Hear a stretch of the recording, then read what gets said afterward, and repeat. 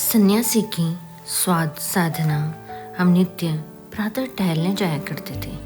रास्ते में एक सन्यासी की कुटिया पड़ती थी। वह सन्यासी अपने को साधना की भट्टी में गलाने तपाने के विविध क्रम अपनाते रहते थे। उस कुटिया में नित्य थोड़ी देर रुककर सन्यासी जी को प्रणाम करते।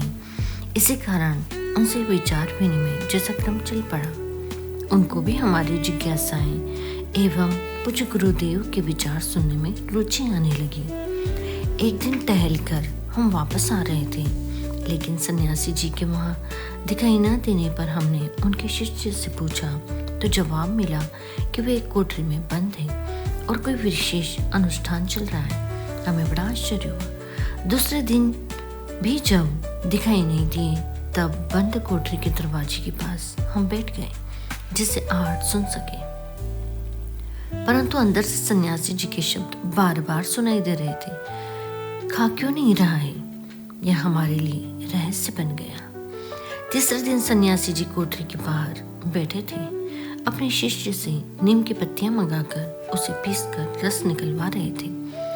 हमारे अंदर इन बातों को जानने की बड़ी उत्सुकता थी। हमारी सन्यासी के प्रति श्रद्धा तथा उनका हमारे प्रति गहरा स्नेह था।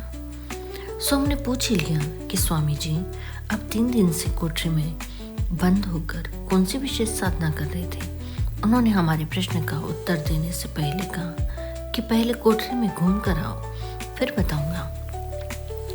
हमने कोठरी देखी तो वहाँ तरह तरह के फल, व्यंजन, मिठाइयाँ, पकवान रखे हुए थे।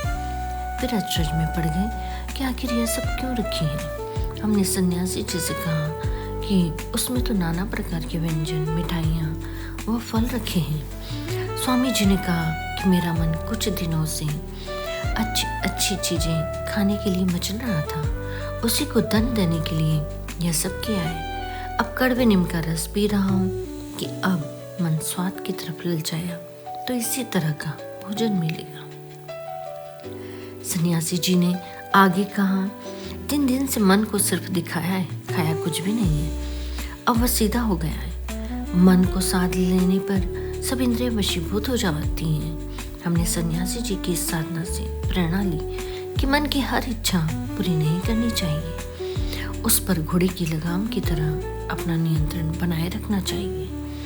दिशाहीन न हो जाए, इस बात का पूरा ध्यान रखना चाहिए।